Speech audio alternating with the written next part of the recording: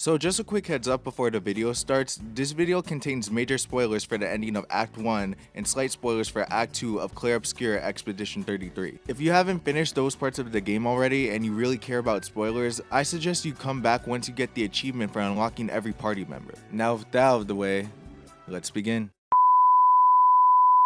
Hey guys, this is Noxsealants, and recently, I've been thinking back to 2020 when The Last of Us 2 had a lot of controversy revolving around Naughty Dog's decision to kill the first game's protagonist Joel in the first couple hours of the second game. And you know, say what you want about whether the game handled his death well or not, but objectively speaking, none of you can deny that what Naughty Dog did prior to the game's release in regards to Joel's death was an absolutely terrible decision. For those of you who don't know, prior to the game's release, Naughty Dog released a trailer where they made it seem like Joel was more involved in the story than he actually was, so that players wouldn't know that Joel dies early on in the game. During a scene from the trailer where Part 2's protagonist Ellie is on a mission, Joel stops her for a moment and tells her that he wasn't going to let her do the mission on her own. However, when that scene plays out in the game, it's not Joel who stops her but a friend of hers named Jesse, and the mission that Ellie is on is to kill the people who had any involvement in Joel's death. When fans found out that Naughty Dog lied to them about Joel's involvement in the story, they were understandably upset with Naughty Dog, and honestly, who could blame them? Fans of the first game grew to really care about Joel as a character, so to make it seem like he was in Part 2 longer than he actually was is honestly pretty messed up. The reason I bring all this up is because recently, I've been watching some trailers for 2025's Game of the Year, Clair Obscur Expedition 33, and in one of their trailers, the developers of the game, Sandfall Interactive, did the same thing that Naughty Dog did. They made it seem like one of their characters was going to be in the game longer than they actually were, when in fact, they died during the first few hours of the game. That character's name was Gustav, and he was the main character of Act 1 of Expedition 33. In the Expedition 33 reveal trailer, it shows Gustav fighting in a boss battle that takes place in Act 2, and in the Expedition 33 release date trailer, it shows Gustav meeting a character who first appears in Act 2. However, in the actual game, Gustav dies at the end of Act 1 and is replaced by a character named Verso in Act 2. Despite Naughty Dog and Sandfall Interactive essentially doing the same thing with their trailers, the way that Sandfall deceived their audience was much better than how Naughty Dog deceived their audience. I know, it sounds pretty weird, but let me explain. It's not inherently a bad thing when trailers are deceitful. There are plenty of movie trailers out there that lie to their target audience by changing the time and place of when a line of dialogue is said in the trailer compared to the final product, or use scenes that aren't in the final product at all. Despite how cool some of them may seem, you can't expect every single scene that studio films to all work in the final cut of the movie. Like it or not, some things need to be taken out so that the movie doesn't get overinflated with content and have an unnecessarily long runtime as a result. As long as those scenes capture the feel of the movie and don't contradict the film's plot, then there's nothing wrong with them being included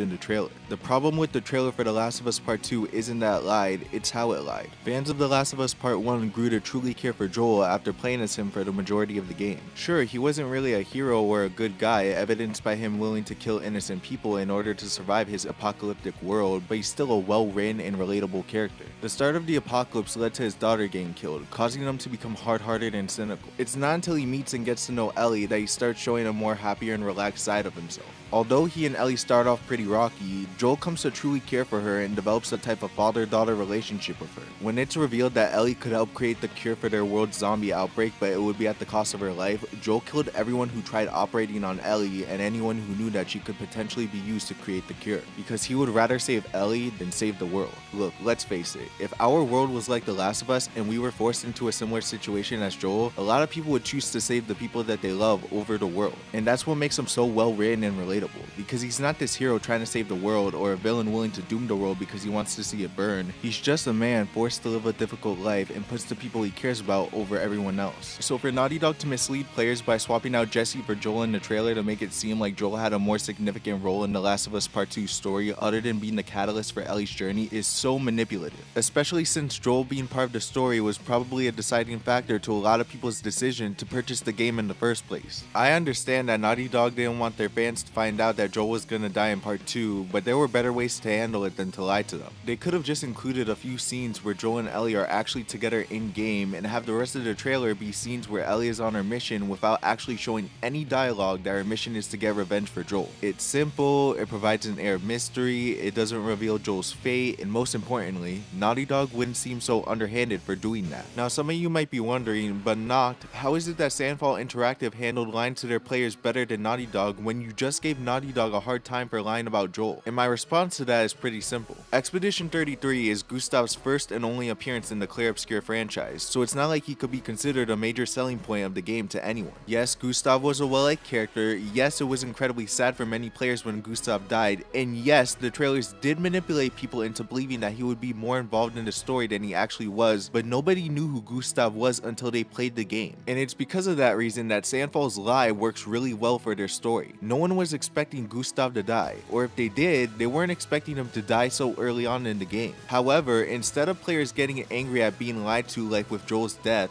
Gustav's death had players feel sad but eager to continue playing in order to learn the reason behind his murder, because they got to know and like Gustav and watch him die all in the same game. So on the off chance that any Naughty Dog employee is out there watching my video, take notes. If you ever plan on making The Last of Us Part 3 and you plan on killing Ellie, do yourselves a favor and don't lie to players and make her think that she's gonna be involved in the story more than she actually is. And if you're gonna pull that crap with any character, you should do that with Abby. I am so certain that players would be pleasantly surprised when they see that the character who killed Joel died early on in the game. Though honestly, I would probably make that a selling point of the game because that would probably make a lot of upset fans want to actually play your game. Or, you know, you could not do that, the game flops, and then you lose a lot of money.